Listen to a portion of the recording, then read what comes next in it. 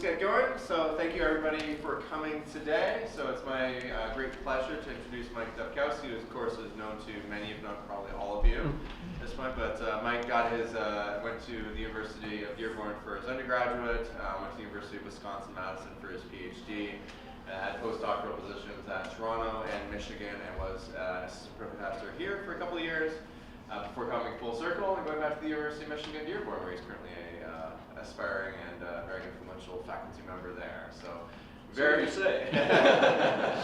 So my great pleasure to introduce Michael Dabkowski, who will be talking about asymptotic stability of the LSW equations. Well, thank you very much, Matt. Thank you for the invitation. It's really great to be back here to see, whoops, I'm sorry, see old friends.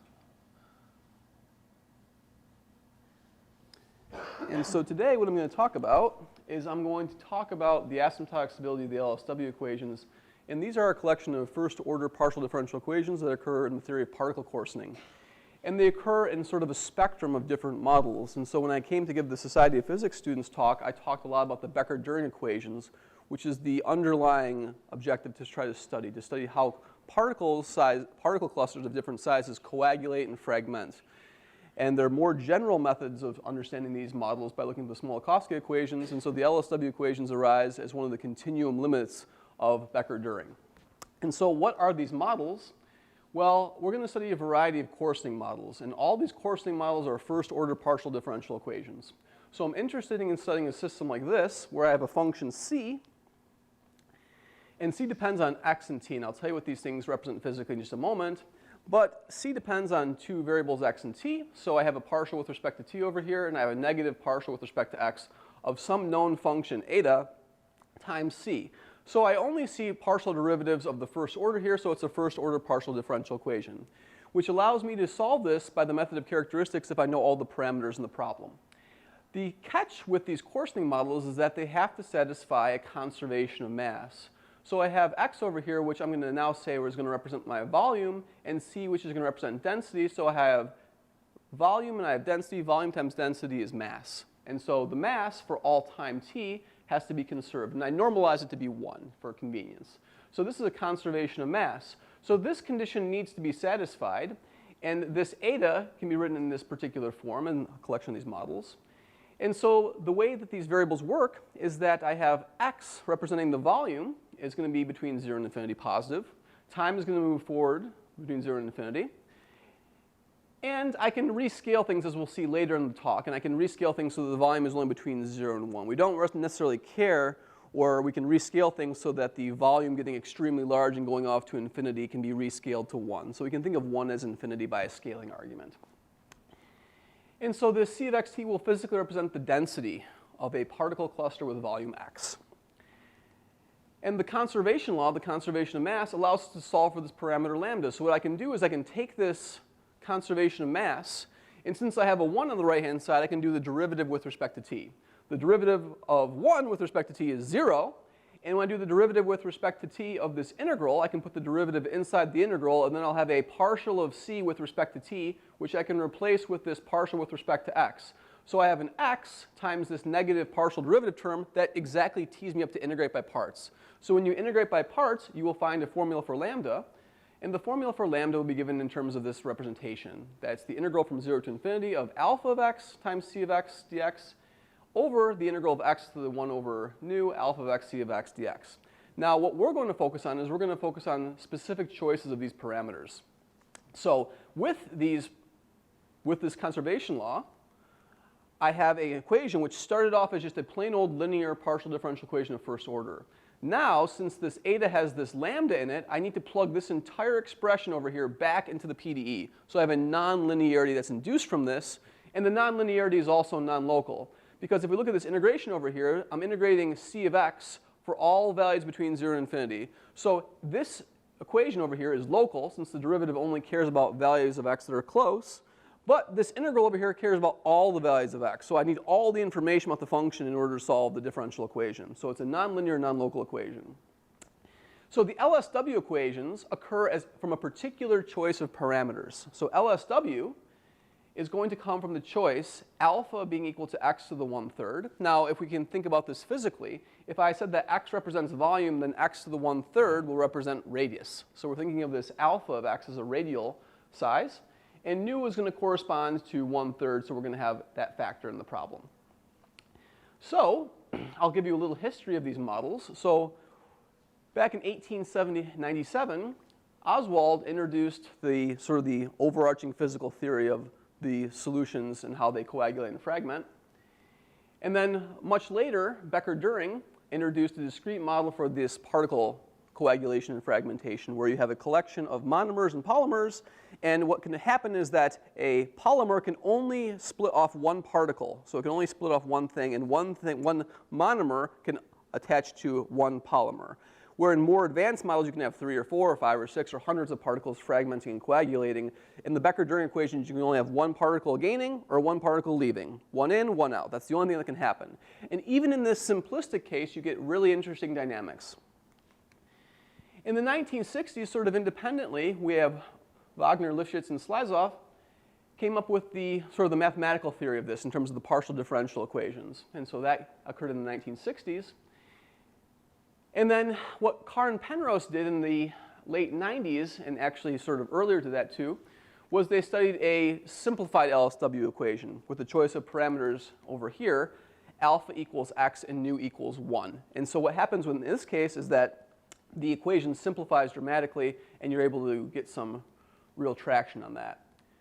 So Carr and Penrose worked with that model, and then in 2006, Niethammer and Velasquez proved the local asymptotic stability of the LSW equation. So in particular, I'll give you more context for this later, but what they proved is they said if there is an equilibrium solution to the LSW equations, and if your solution starts in some really small neighborhood of that equilibrium solution, then the solution will converge to that equilibrium as time goes to infinity.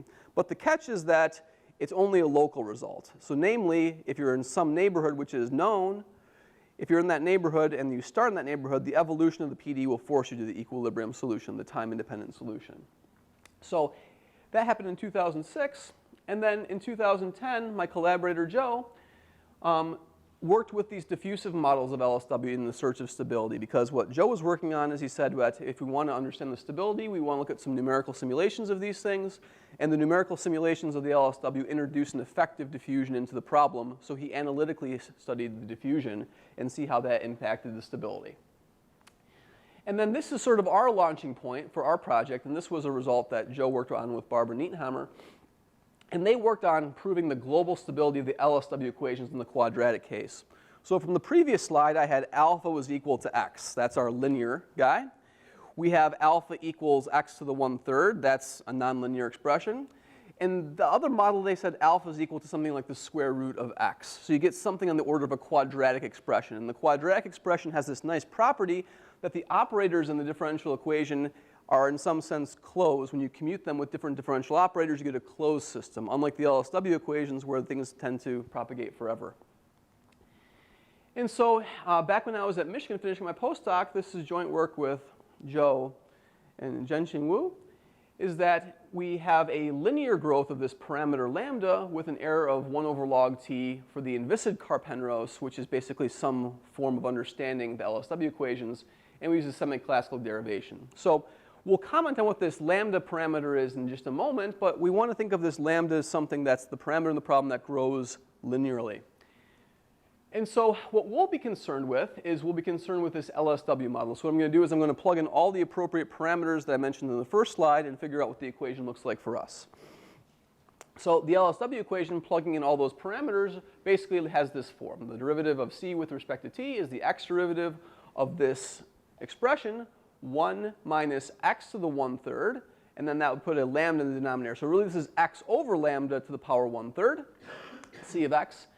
And then our conservation law tells me that this is the expression for lambda. Lambda to the 1/3 is the integral of x to the 1/3, c of x dx, over the integral of c of x dx. And so in some sense, this is a normalized size of the radius of the particle clusters. And so what we want to do now is we want to sort of stop for a moment and examine this expression. And we say, I've seen things that look like this. So what happens over here is I have this x to the 1/3 times some function that I know is, if we think of c as being a density, I have to have some assumption about c being positive. So I have some positive function, and I divide this positive function by its integral. So if I look at c of x over its integral, that function itself has a mean of 1. So I can think of c of x as a probability density for a stochastic process.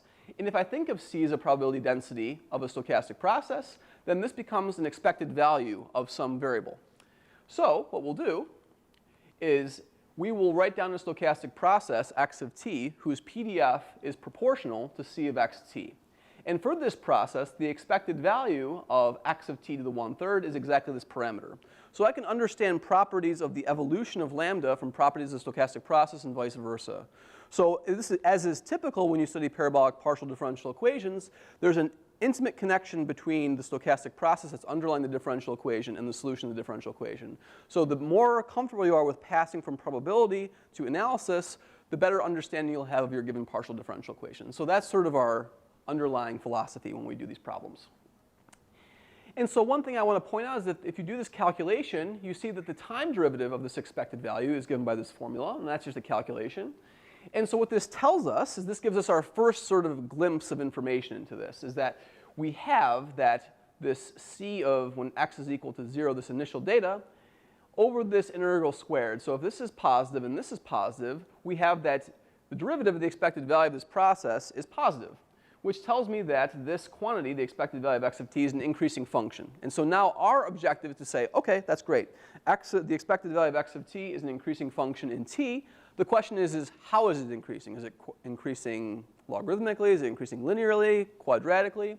And the scaling of the LSW equations, which is something that we can observe from this equation over here, it turns out that if you dilate the volume variable x by some parameter lambda, and you dilate the time variable by some parameter lambda, and you pull a lambda out, if you balance the parameters, you find out that there's a scaling law for the LSW equations. So whenever there's a scaling law for a set of partial differential equations, you can actually factor out one of the variables and search for self-similar solutions by looking at an ordinary differential equation. So the scaling law for the LSW equation tells us that there's going to be a family of self-similar solutions of the problem. And so what I want to talk about now is how we connect the PDE with some of the probability. So what I'm going to do is I'm going to use some classical tools from probability theory, and I'm going to look at random variables that are associated with this process, x of t. So the first thing, as I alluded to before, is that the PDF of this process is going to be c of xt. Now, c of xt has to be a PDF, so in some sense, the c of xt has to be a normalized version of the solution. So this c sub xt that I've written right here is a normalized version of the solution. So the solution over here has a PDF that's proportional to c of xt, so this function over here is going to be the PDF of my process. And I can also look at the survival function of the process. And the survival function of the process is 1 minus the cumulative distribution function. So the survival function is simply just the probability that the process is larger than x as a function of x. And finally, we have this excess loss function. And I'm being sort of a little bit sloppy with my terminology here, because technically the excess loss function is a conditional expectation. And over here what I have is I just say, I want to take the process, x of t, and subtract off x from it, and figure out what the expected value of that process is, assuming that x is bigger than little x. So I'm going to, instead of integrating from 0 to infinity of x times the PDF of the function minus x, I'm going to integrate from x to infinity. And so when I look at these three functions play an essential role in understanding any random variable. And so we can define the beta function of this. And the beta function of this has the following form. It is the PDF times the excess loss function over the square of the survival function. And you may say, where does this come from? This is a probabilistic quantity that's used oftentimes, and it can be expressed as the x derivative of the conditional expectation of the process at the level x, conditioned on the fact that x of t is larger than x, and then I have to add 1 because the quotient rule gives me an extra 1 when I do the derivative. And so what we have over here is we have a way of tying a quantity, a probabilistic quantity related to the solution, to this other function over here. So in other words, if I can understand the evolution of beta, I will automatically understand the evolution of this quantity over here, if I understand the evolution of h of t, I'll get the evolution of w, I'll get the evolution of c. So somehow, looking at this beta function compactifies all the probabilistic information about the solution and allows me to get another quantity that has a particular scaling law that I can understand the asymptotics of and use the asymptotics of this beta function to understand the stability of the LSW equations. So what I've done here is I've basically cast a whole bunch of players in the probabilistic theory of the solution of the LSW equation and put it into a form that is going to be, in some sense, helpful for understanding the problem. And so what we're going to say is we will say that what we're going to focus on, which I did not mention in the title, was that we're only going to focus on subcritical data of the LSW equations. So as is common with PDEs, whenever there's a scaling law, there's also regimes. So in this case, what happens is the LSW equations, the scaling law, partitions the regimes of the equation into two. There is the subcritical regime. That corresponds to random variables that have compact support. And then there's the critical regime, and that corresponds to a initial random variable that has an infinite support. And the interesting thing with the infinite support random variable is that sort of your scaling laws that you have to sort of normalize the scale of the problem from 0 to infinity, 1 to infinity, don't help so much anymore. So there's actually an extra layer of sophistication that our current methodology does not allow us to gain access to.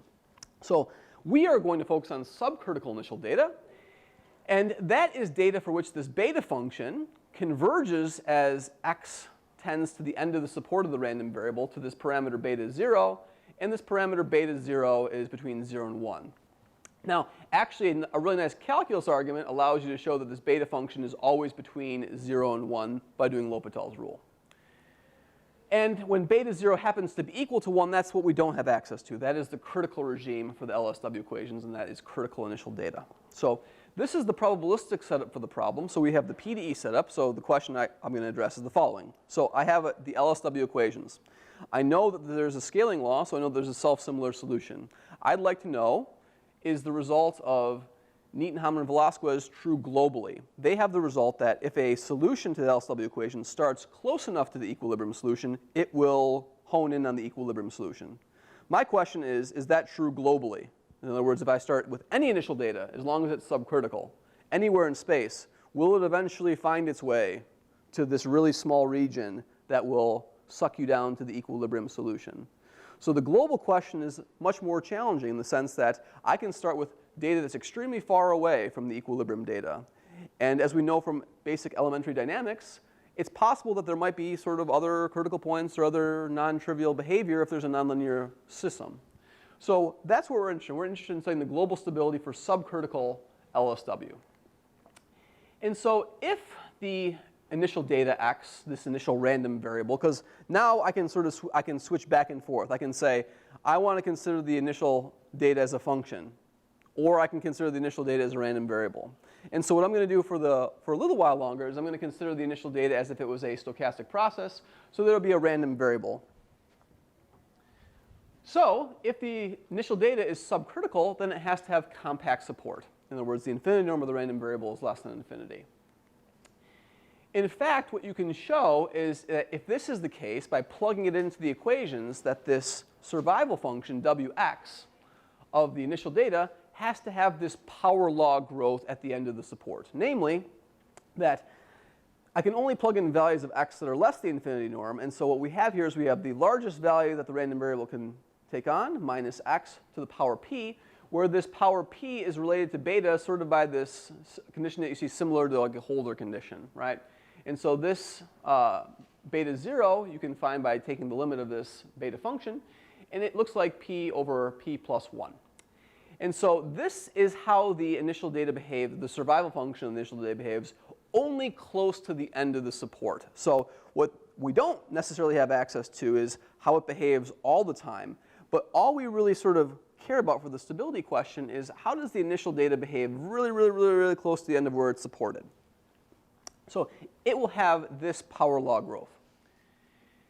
And so for each beta in this interval between 0 and 1, again mentioning that beta equals 1 corresponds to the critical initial data. So for each beta over here, the LSW system has a unique self-similar solution.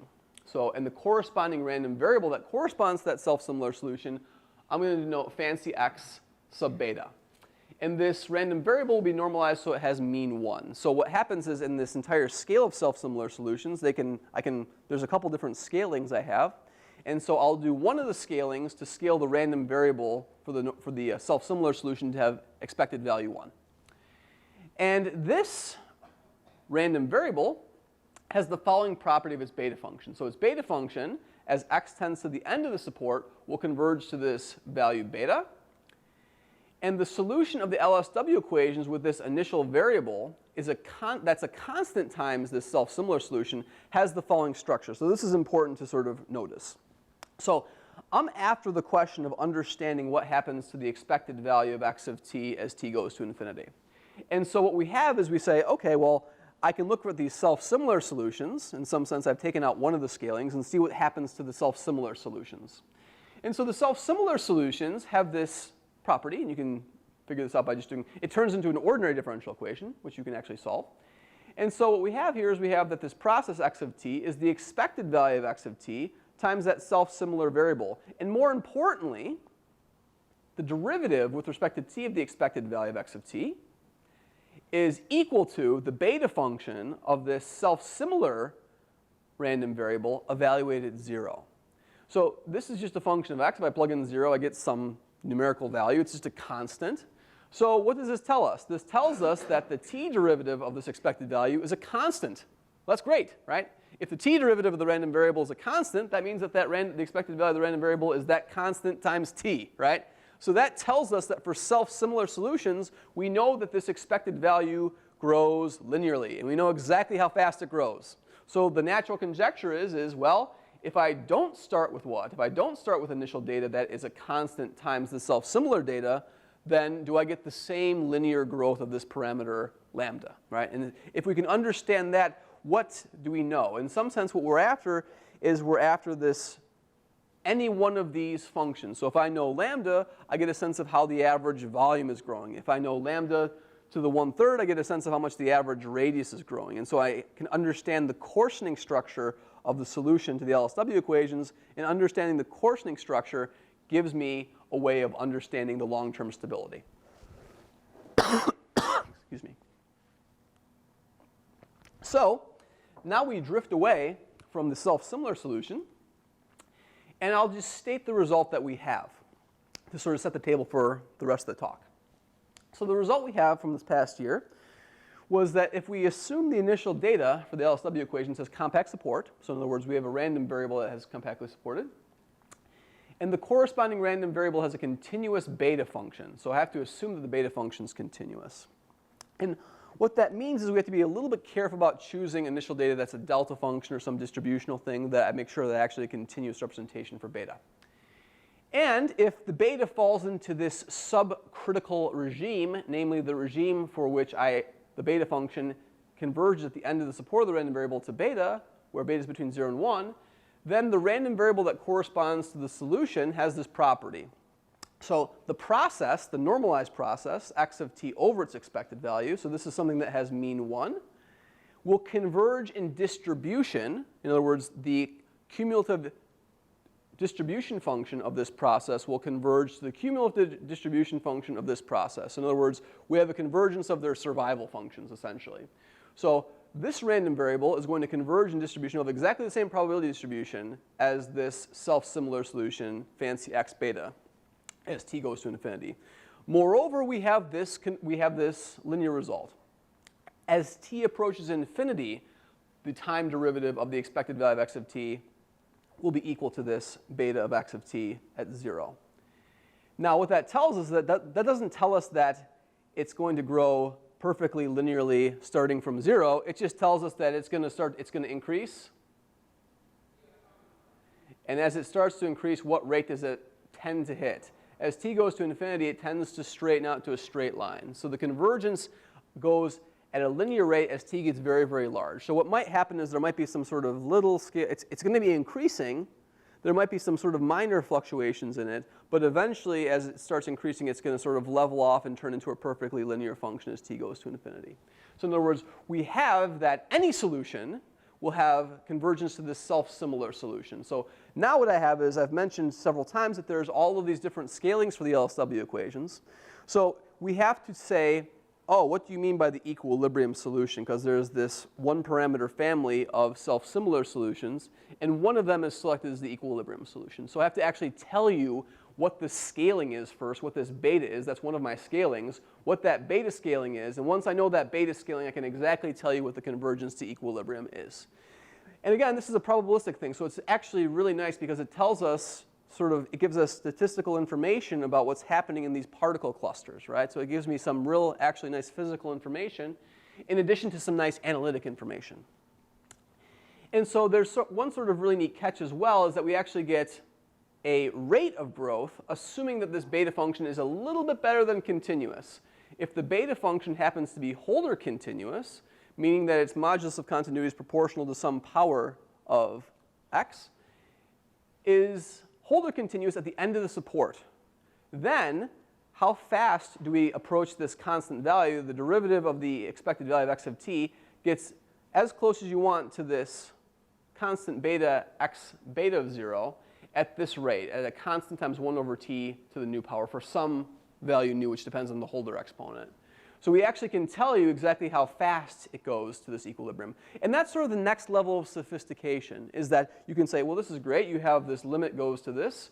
And so now the question becomes understanding exactly at what rate of growth does this happen, right? And so without making further assumptions on this beta function, putting some regularity assumptions on this beta function, I can't really get access to more fine asymptotics than that, right? But the question becomes as well, is this estimate sharp? How sharp is it? What's this constant over here? You know, if it's not Holder, what happens? What happens in the critical case? There's a whole bunch of other questions that are associated to this theorem, and this is sort of one of the first sort of milestones in terms of getting access to the LSW problem. So that is the main theorem. So I'll use a couple slides just to sort of not go too deep into the proof of this, because as you can imagine, there's a fair amount of technicalities when you're doing these arguments. But I'll sort of sketch the broad idea and sort of highlight some of the key components of the proofs of these things. So what I'm going to talk about first is I'm going to talk about the PDE reduction of this. So now I'm going to sort of transition a little bit back from the stochastic analysis to the spatial analysis and the partial differential equations. So if the initial data, C of 0, which of course is going to correspond to that x that we were talking about previously, for the LSW equations has compact support, then the solution has compact support for all time. So this is sort of a great exercise you can do in an introductory PDE class. You can say, here's a first order partial differential equation. The initial data has compact support. Prove to me that the compact support assumption stays true for all time. In other words, you don't have this sort of infinite speed of propagation where you start in this compact region, all of a sudden the solution spreads out to infinity, right? So if it has compact support, it's going to remain compactly supported. That's great. Because what that allows me to do is that allows me to say, I can transform everything to normalize the support of all these things to 0, 1. Now you might say, well, wait a minute. If the support starts at 0, 1, then goes to 0, 2, then goes to 2, 3, then goes to 4, 5, then goes to 5, 6, then goes to 7, 8, then goes to 0, 7, and does all this changing, how can you normalize it? Well, I have to sort of, there's going to be a non-trivial way that I need to rescale the equations. And I'm taking that non-trivial scaling and sweeping it under the rug in a lot of these slides, because what it does is it adds an extra sort of term to all of these arguments. And it provides a little bit of grief that we can overcome with a few sort of differential inequalities. But to make things sort of nice and neat, what we do is we say, OK, the solution is compactly supported. Just normalize it to 0, 1 and have this tracker function u of t that keeps track of all the supports and say, OK, there's that function u of t that's controlling all my support assumptions. And I have to put that into my problem as a parameter, right? And I have to make sure that it's not going too wild to make sure that things aren't going to get out of control. And so with this, if I normalize to 0, 1, because you remember from the first slide I said, remember that the x goes from 0 to infinity, the time goes from 0 to infinity. I said also x can go between 0 and 1. And that's all I'm doing here. And so what we do is we take the LSW equations and you integrate them. So that's sort of a common thing that you do when you're studying these parabolic equations. For example, you think of an analogy with the Burgers equation and the Hamilton-Jacobi equations is that you say, I can go from the Hamilton-Jacobi equations to the Burgers equations by taking the derivative. I can go from the Burgers equations to Hamilton-Jacobi by taking the integral. So what we do here is I write down the equation that the integral of C solves. This is the equation that W will solve. And so what's happening is I'm taking all of those. I took that x partial derivative that was on the C equation. I've what? I've taken that x derivative that was on the outside, and I've just put the x derivative on W. and I get this w that pops out when you do this. So in some sense what's happening is that when you do the integral of that x derivative, the x derivative goes away. But now what happens is I have access to the function, and another part of the function pops out. Now, if we think of this in analogy with, which is ordinary differential equations, so what will happen over here is that what this term is doing over here is that this term over here, that's the time evolution, and this is the advection. So what's happening is I'm advecting the function w by this vector field, and it's equal to w, so I can make a reduction. I can pull this w out, because if this term wasn't here, I just had an ordinary ODE. If I just had the derivative of w is equal to w, you'd say, well, that's easy to solve. If the derivative of w is equal to w, that means that w is e to the t, right? And so what I can do is I can say, well, there's this e to the t that's floating around. So I can take this w on the right-hand side of the equation and basically pull out an e to the t by the method of characteristics, and basically just consider an advection equation. Now, I've also done some sweeping. I've swept the lambda function into kappa. And so the kappa now can be written in terms of lambda, and so this is another one of the reductions that you make. And so, but this equation sort of has a nice form to it in the sense that I see what the advection is exactly, right? I know that this vector field is pushing the flow, and I know that this is going to give me an exponential growth. So now I can just say, how does the advection work?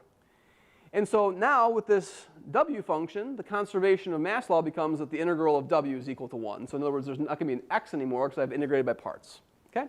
So these things may look a little bit fancy, but I've literally just integrated by parts, right, in a nutshell. Okay? So if you play around with these equations, I could give you a homework assignment and say, do this derivation, and all you would simply do is you would integrate by parts, and you'd arrive at this slide, right? And these functions, phi and psi, have this form. So if the phi function over here is x to the 1/3 power minus x, and the psi is 1 minus x to the 1/3.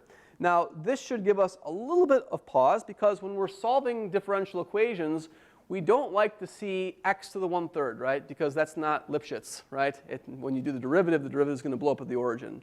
So when I want to say there are global existence results, I don't want to see things like x to the 1/3. That gives a little bit of worry.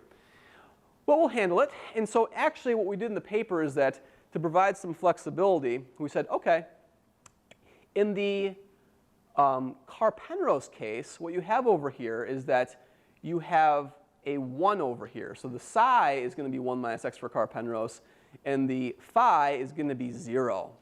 And so what we do is we introduce a parameter alpha, and we say this is really x to the alpha minus x and 1 minus x to the alpha.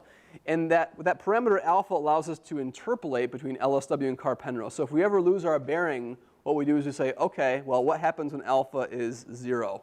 And we know what happens. And then we say what? Now that we understand what's happening when alpha is equal to 0, we can slide that scale back up to 1/3, right? So it may seem like, well, why did you just have this 1/3 pops up from LSW? But also there's a lot more sort of flexibility in our proof, in that we can put a parameter here, and the proof works for any parameter. So in the paper, if you read through the paper is always cast in terms of alphas everywhere for this number 1/3, and this 1 over nu. So that is just one sort of technical aspect of that. And so when we do this, we're going to consider this partial differential equation. So what this partial differential equation is I take the last scaling of the LSW equation. So I've used one scaling to normalize the support, and I use the other scaling to pull it out. And if I pull out that scaling, I can take that W equation and write the W equation after a couple changes of variables in this form. So basically more or less of the same form. What we have over here, and so you might say it doesn't really look the same, it looks a lot different. But the key feature is that I maintain this just single time derivative. And then I have what? I have xc, partial y. That's some advecting term over here, so this is an advection term. Then I have partial xc, partial y times rho of xc times y. So over here what I have is I've introduced a nonlinearity into the problem, and a nonlinearity over here. So now I have something that's akin to the Burger's equation. I have some function of xc times the y derivative of xc. So I have something that looks similar to the Burger's equation, but I still have a first order differential equation with a nonlinearity. And we had to encounter that nonlinearity at some point, right? There's only so much you can do with changing variables. You can't just make the equation linear if it's nonlinear. So after you pull out the right scaling, you arrive at this partial differential equation. And so what you can do now is you can say, the nice thing about this, you can say, well, what's the equilibrium solution? Well, how do you find the equilibrium solution of this PDE? You take this time derivative and you set it equal to 0. And then all these y derivatives turn into just ordinary derivatives. And you might say, well, after I do that, what I'm going to have is I'm going to have an xc. I'm going to have a derivative of xc. And it turns out that what you have is you have this type of differential equation over here. And you sort of sit and you stare at it for a while. And you say, lo and behold, oh, that's just a linear differential equation, right? So thankfully, we can solve linear differential equations explicitly, right? Now, you might say, well, there's this function h over here. So I can't tell you what h is, but my answer can depend on integrals of h. So I find the equilibrium solution. And it turns out that this is the equilibrium solution for this PDE, right? So it doesn't look so nice. But the important thing to understand is you can say, well, I basically know what's happening to this equilibrium solution as y gets really large. And I basically know the approximate rate of growth of this function h of y. And so this equilibrium solution is something that you can control. And actually, this is sort of a really nice exercise for your calculus students, right? You can give them some very fancy function over here, and you can say, you know, what's the limit as y goes to infinity? Well, as y goes to infinity, you have to say, well, I'm getting a 0 here and an infinity here, so you have to differentiate this integral, do L'Hopital's rule a couple times, so it's really fun for them. Not really, but it's a nice extra credit problem.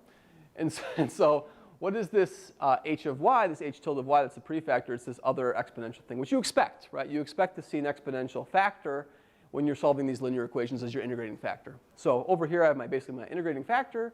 And so this is the equilibrium solution. So now my question becomes is it true that this new reduced model of the LSW equations will converge, the solution of this equation will converge to this equilibrium solution as t goes to infinity? And if so, how fast does it converge to equilibrium? Is it going to converge exponentially fast? Or is it going to converge polynomially fast? Or is it going to converge at all? Is it going to oscillate? So that's the question we have. And so what we're going to do is I'm going to introduce briefly how we prove the stability of this. And so what we have over here is, notice that this rho in my PDE, so this is nice and linear, no problem there. This times this, I have a function of xc and xc. So that's a nonlinearity, and I have this nonlinearity as well. So all the nonlinearity is sort of bottled up in rho, right? So I'm going to try to understand how rho is changing. If I can figure out the long time stability of rho, say for example that rho converges to a constant. If we're lucky and rho converges to a constant, if I can just put like a 1 over here, then this nonlinear equation turns back into a linear equation. So if rho is getting really, really, really close to a constant, then the solution of this PDE is really, really, really, really close to the linear solution. So my hope is that I want to have some structure on rho that's commensurate with the LSW structure that also helps me converge to equilibrium. And so what we have is we define an integrated version of rho, essentially, you know, some logarithmic derivative of rho. So from the self-similar solution, you can see that if I plug in this equilibrium solution to rho, so if I plug in rho xc equilibrium, rho of xc equilibrium is 1 over p. So if I plug in the equilibrium solution of this, I get 0 over here. And so if I don't plug in the equilibrium solution, what I do is I say, well, how far away is rho from 1 over p, its equilibrium value? And so what we do is we say, well, whatever that differential is, the difference between rho and its equilibrium value, the value in the equilibrium solution, I write that as the logarithmic derivative. So if I put this I on the denominator over here, I'll have d by dt of I of xc over I of xc. That's the logarithmic derivative of this functional I. So in other words, I write this as a logarithmic derivative, knowing that there's some exponential structure in the background. And I want to understand, if I want to understand how rho converges, I can also understand how I converges. So we notice that, as I mentioned, if the log of I is bounded, so if, say for example, that the log of I is bounded, then I have some, if I integrate this thing over here and I time average it, then I'll have a time average convergence of rho. So if the logarithm is bounded, we're in good shape. So that's one sort of basis argument that we can keep in the back of our mind, is that I want to get estimates for the log of I, and whenever I know about the log of I, will tell me some information about rho, at least in an average sense. And this was one of the ideas that Barbara and Joe worked on extensively in their quadratic LSW problem. And so what we can do now is we can say, okay, well now what's the relationship? If I want to take my PDE and use I instead of rho, we have to write down what rho is in terms of I. So you can find out what rho is in terms of I simply by just doing this derivative and plugging the PDE. And then you get that this is the representation of rho. So what I've done is I've made the problem, in some sense, messier. I've taken this really nice rho over here, and I've replaced it with what? I've replaced it with this ratio, right? So this ugly, ugly mess. But the whole point is that now what I have over here is this bracket term, this bracket gradient of I, and then h plus dh, where that stands for differential. So that means it's just an ordinary derivative. This is an L2 inner product. So what I have on top and on the bottom is I have L2 inner products. And if I can control these inner products, and that's something we're sort of used to doing in analysis, right? I'm very, very good at estimating L2 inner products by Cauchy-Schwarz and things like this in quadratic estimates. So I have some hope of estimating this. And then if I can get some control on those two L2 inner products, what do we see over here? So if I can just temporarily forget about them, I can say, oh, well, if I have some sort of convergence of I over I, however that's growing, if that converges as, in some sense, this value gets large, then I will have a 1 over p rate of rho. So the 1 over p is popping up right here. So if I can discard those inner products or get some sort of quantitative estimates on them, then I can show that rho is going to converge to 1 over p. And so what we do is we say, OK, well, we'll first consider, to simplify a little bit of the proof, I'm going to consider the linear PDE, understand this, and see how the linear PDE will work. Because what's our scheme for understanding nonlinear equations from one perspective? I can say, here's a nonlinear PDE. I can linearize the nonlinear PDE around equilibrium. I can say, how does the linearization of that PDE behave? And if I understand the linearization, I can say, does the linearization result extend to the nonlinear result, right? That's something you think about when you do dynamical systems. You say, what's the linearization of this dynamical system at an equilibrium point? What are the eigenvalues of that thing? What are the eigenvectors? If they're all negative, it's going to converge at least locally. But as you know from those classes, you can say, well, if I have a nonlinear system and I say, here's a critical point, here's an equilibrium point, and all the eigenvalues of the Jacobian are negative there, I'm going to converge, but only locally, right? If I give you a nonlinear system and say, what happens globally, that's substantially more complex to address, right? And so that's sort of the regime we're in. But the first approach should be what? The first approach should be, here is the linear PDE. Let's understand the linear PDE. And then we're going to look at the perturbation away from the linear PDE and then see how that behaves. So this is the linearized version of this equation. And so this is really nice because, as I alluded to, it's just a first order PDE. And we know how to solve first order PDEs. We use the method of characteristics. And you can solve the problem globally in time as long as the characteristics don't cross. So from the basic PDE courses, you know there's really only one issue with characteristics. Is that characteristics, if they're nice and they foliate the space, you can write down the solution anywhere. But if the characteristics cross, then you get shocks. So you need to make sure that your characteristics don't cross and you get a shock or a rarefaction wave or something like this. So you want to avoid shocks, and the condition to avoid shocks is that this rho has to be bounded below by negative h epsilon, epsilon to negative 1, where that's the size of that should be an epsilon 0, but that's the size of the support of this thing. And so what you do is you say, okay, well, what are the characteristics? Well, you pluck off all the coefficients of xcy. So there's a negative hy right there, and there's going to be a rho times y, right? So the rho times y goes right over there. And so if you solve this differential equation over here, the solution to this differential equation will give you the characteristics. So you get the characteristics, and you plug the characteristics into the initial data, and presto, you have your solution, right? And so what I have is I can say, therefore, the solution is linear PDE. May look a little bit messy, but you can actually solve it, right? And so you can give this to a first-year graduate student as a homework exercise and say, solve it and show this is the solution. If, of course, rho is known. So if you have some information, if you know the solution and you know rho, you can plug it into the linear guy and get this thing over here. And you can sort of see, oh, look, we have some nice things that are happening, right? I have this exponential of the negative integral of rho. And so we expect something over here to happen as t goes to infinity, right? In other words, how close am I going to get to this equilibrium solution, right? Of course, I need to know y of 0. You might say, this is beautiful, but really y of 0 is what?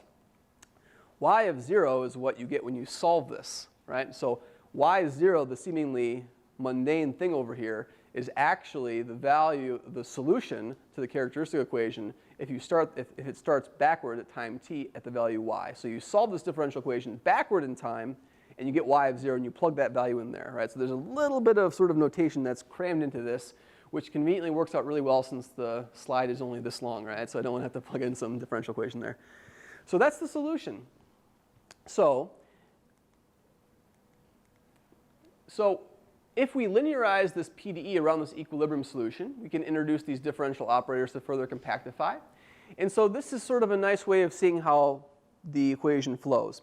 Because you can think of any sort of differential equation, if you have a time derivative and a whole bunch of spatial derivatives, you can say, well, I can consider my time derivative as like the only derivative in the problem, and every other derivative is some sort of operator.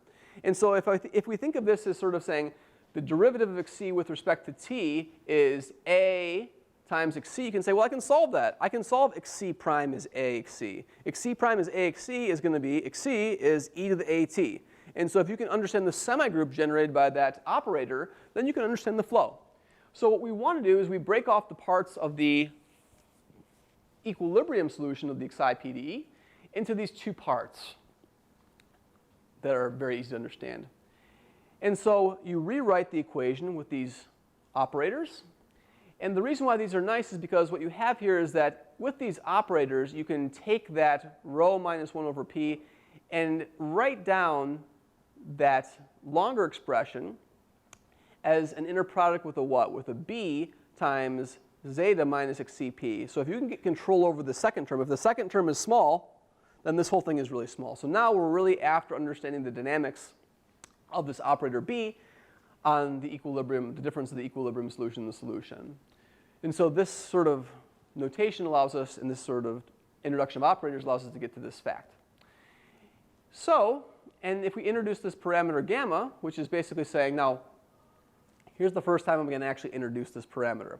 So what this gamma is gamma is the rho on the solution, and then this eta of t is that scaling parameter. That's always in the background of my problem. That basically makes sure that the support of my solutions is between 0 and 1. So that pops into the problem over here.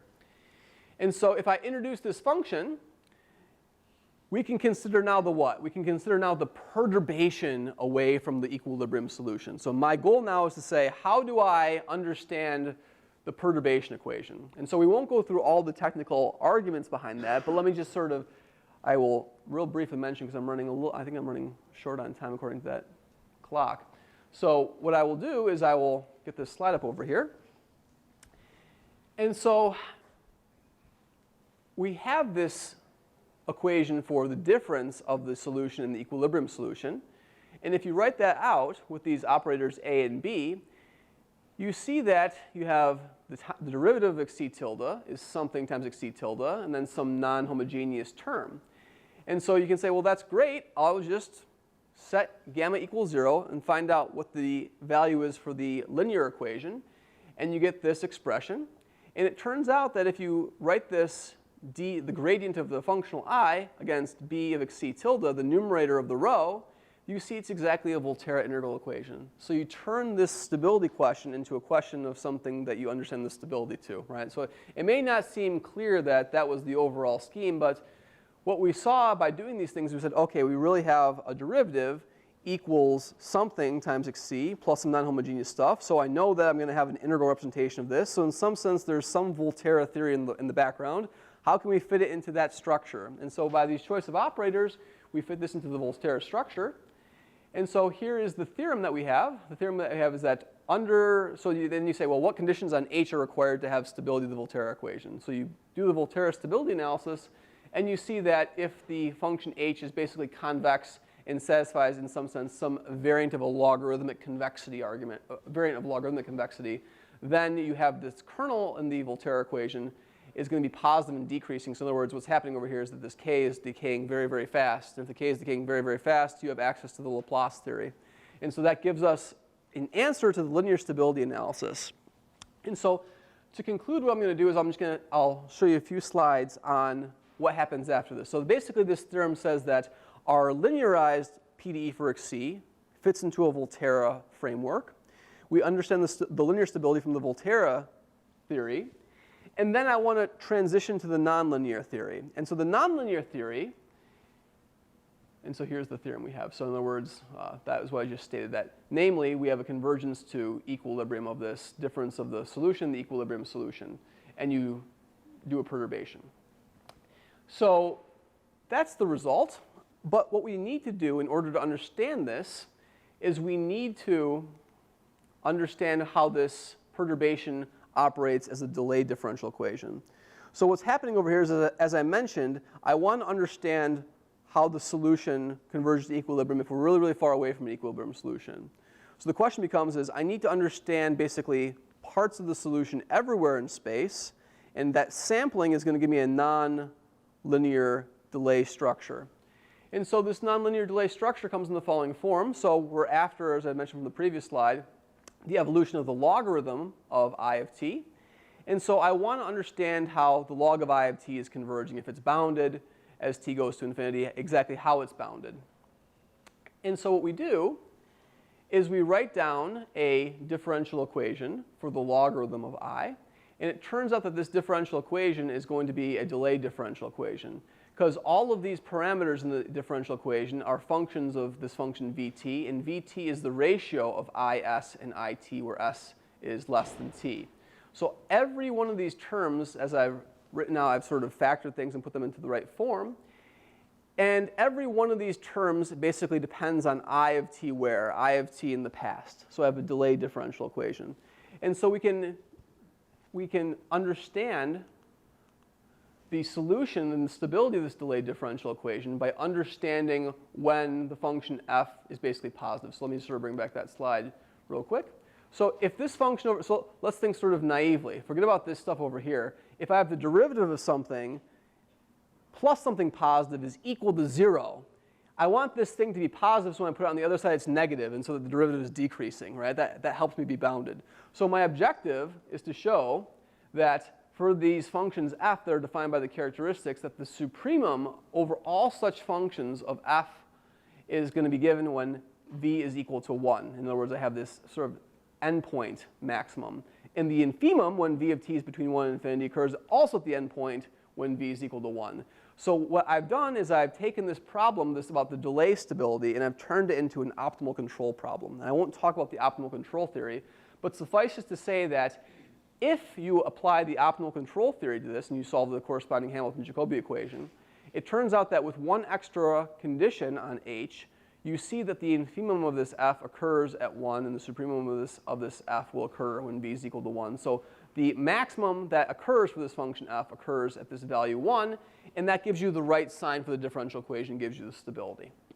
So if you put all this together, what you have is you say, well, now I have this, I sort of have compactified a lot of that material, but if you look at the delay structure for this differential equation, what's happening is that the logarithm of I is going to be a decreasing function, and you get a time average convergence of this function rho. And then what's happening is this logarithmic convergence of this delay equation is going to push you closer and closer and closer and closer to this little Nietzenhammer-Velasquez regime, in which case you get into the local stability, and the local stability kicks in and pushes you to equilibrium. So the result we have is actually a little bit better than that. It says not only do we have a convergence to equilibrium in terms of this beta function, so the beta function will converge to the beta equilibrium as t goes to infinity. And in fact, these parameters kappa from the W equation and beta from the stochastic equation will converge exponentially quickly to the corresponding equilibrium value. So to sort of summarize what we have and to prove this, we sort of do the classical thing. We say, okay, here's a PDE that's nonlinear. I find its equilibrium solutions. I linearize it. I understand the linear evolution. And then I say, when does the linear evolution extend to the nonlinear evolution? It extends when there's this delayed differential equation structure. And when I have a stability of that, I will get a global stability. And the stability of that is proven by using some methods of optimal control, which is just a little bit more technical, and I didn't want to go over any elements of that. But that's the result we have, and I want to thank everyone for your time.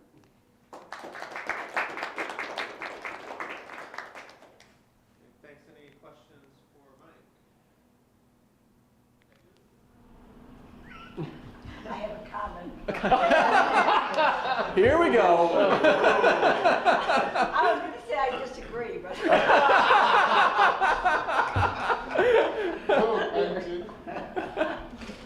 What is LSW the full? Yeah, it's the Lifshitz-Slezov-Wagner equations. So they're a collection of the actual equations. So the actual equations themselves, long, long ago after reductions. And of course, this is what you do in differential equations. In differential equations, sort of broadly what you do. You have a differential equation you can't solve. So you change the independent variable, you change the dependent variable, you change the scale, you change this, you change that, you change this. And by the time you're done changing, you get to some equation that's super easy to solve. And you say, how did this arise from this complex differential equation? Then you backwards engineer it and you see what happened. So what the LSW equations actually are is they're right here. So it's for a function c of x and t. It's the t derivative of this function c is the x derivative of this function times c with this additional mass constraint. And so this the conservation of mass makes the problem interesting. It gives you a scaling. And it also makes the problem difficult because now I have to take this entire messy integral over here and fill it right in over there to my partial differential equation. That gives us the nonlinear structure. And it gives us the non-local structure as well. And in this place, we're still on which space are we now talking about? L1 space or L2 space? Yeah, we're going to consider only solutions that are in L1. In other words, what we have over here is I need this integral over here to make sense, so I need an L1 condition. And I also need more than that. I also need that x times c is in L1. So the conditions, if you actually read through the paper, is that we all will oftentimes say, let's suppose that 1 plus x times c is in L1. Because I not only need that it's a PDF legitimately, I need that its expected value makes sense. So I need some moments of the random variable to exist as well. But the LSW equations are just one of many of a collection of coarsening problems, from the Smolakowski equations to the Becker-During equations to the Karp-Penrose equations. And so the overall objective with any of these models is to say, does coarsening happen? Does stability happen? How fast does it happen? What are the growths of the moments of the solutions? And so all of these stability questions, there's a lot of them that are unresolved. And the main one, of course, is that we don't know what happens when beta is equal to 1 in the critical case. In the critical case, what you have is you have some sort of supersaturation. And what happens is that there's a threshold in Becker-During where sort of something physically shouldn't happen, but mathematically it is. And you have to make sense of that mathematical, physical breakdown. And so that's sort of an important thing to understand, is this gelation process.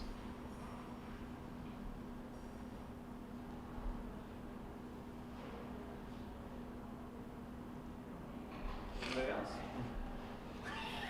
Everyone has a comment off the record. Yeah, off the record. Yeah. When we get it off YouTube, right?